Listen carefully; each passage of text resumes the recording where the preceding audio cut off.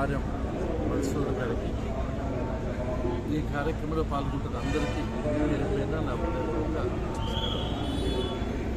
పుట్టపర్తి ప్రపంచ ప్రఖ్యాతిగాంచిన ఆధ్యాత్మిక నగరం. శ్రీ శ్రీ భగవాన్ సత్యసాయిబాబా గారు సంచరించిన పవిత్రమైన ప్రదేశం. ఈ సంవత్సరమే 100వ శత జయంతి ఉత్సవాలు కూడా ప్రారంభమవుతున్నాయి. ఈ సమయంలో రీజనల్ ఆర్టీసీ చైర్మన్ గారు సిబ్బంది 3 లగ్జరీ బస్సులు ఇచ్చినందుకు ఈ నియోజకవర్గ ప్రజల తరఫున మనస్ఫూర్తిగా అభినందిస్తున్నారు. ఒకటి బాగా గమనించాలి, ముందు నుంచి కూడా పేద ప్రజలకు అందుబాటులో ఉండాలి, తక్కువ రేట్లతో ఉండాలి ప్రయాణం అనే ఉద్దేశం చేత ఆర్టీసీ బస్సులు నుంచి ప్రారంభించారు. ఇంతవరకు చైర్మన్ గారు చెప్పినట్లు ఆర్టీసీ వ్యవస్థను వైఎస్ఆర్సీపీ చిన్నాభిన్నం చేసింది. ఎన్నో వేల కోట్లను మైనస్ రేట్ తీసుకుంది.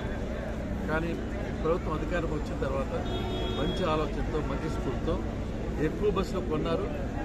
దాంట్లో భాగంగా రాయలసీమకి ఎంతవరకు చైర్మన్ చెప్పినట్లు చాలా ఎక్కువ బస్సులు రావడం చాలా సంతోషకరమైన విషయం.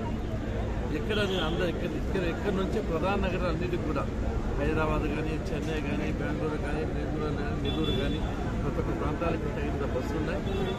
నేను ప్రయాణికులు కోరేది ప్రజలు కూడా ఆర్టీసీ బస్సులు పెట్టడానికి సంసిద్ధంగా ఉంది. ఆక్యుపెన్సీ లేకపోతే, వైబుడ్డి లేకపోతే ఆర్టీసీకి ఇబ్బంది, ప్రతి ఒక్క ఇబ్బంది. కాబట్టి సాధ్యమైనంత బస్సులో ప్రయాణం చేయడానికి ఆసక్తి చూపాలి. ఎక్కువ కిక్కిస్ ఆటోలు కానీ, లారీలు కానీ, లేకపోతే కార్లు కానీ దాన్ని ఇబ్బంది పడుకోకుండా ఇచ్చిన దాన్ని సద్వినియోగం చేసుకోవాలని చెప్పి మనస్ఫూర్తిగా కోరుకుంటున్నా. అదే సమయంలో ఇది ఇంకా ఏమన్నా అవసరం ఉంటే చైర్మన్ గారు చెప్పారు, పరిశీలిస్తాం. ఈ సిబ్బందికి దగ్గరలో 100th బర్త్డే వస్తుంది కాబట్టి ఇంకా ఎక్కువ బస్సులు కూడా కొన్నాళ్ళు పెట్టాల్సి వస్తుందని చెప్పి చేస్తూ ఆర్టీసీ కూడా మంచి లాభం వస్తుంది. 3 నెలల ఎందుకంటే ప్రపంచవ్యాప్తంగా వస్తారు, దేశవ్యాప్తంగా వస్తారు, మంచిగా ఉంటుంది. కాబట్టి దీన్ని కూడా సద్వినియోగం చేయాల్సింది ఆర్టీసీని కోరుకుంటూ మేము కూడా ప్రభుత్వం నుంచి ఈ ఆర్టీసీకి సంపూర్ణ సహాయ సహకారాలు ఇస్తాం. దగ్గరలోనే మహిళలకు కూడా ఉచిత బస్సు అనేది కనీ విని రుణితో ఎవరు ఊహించిన విధంగా ప్రభుత్వం రాయితీలు ఇస్తూ ఉంది. దాన్ని కూడా మహిళలు ఉపయోగించుకోవాల్సింది.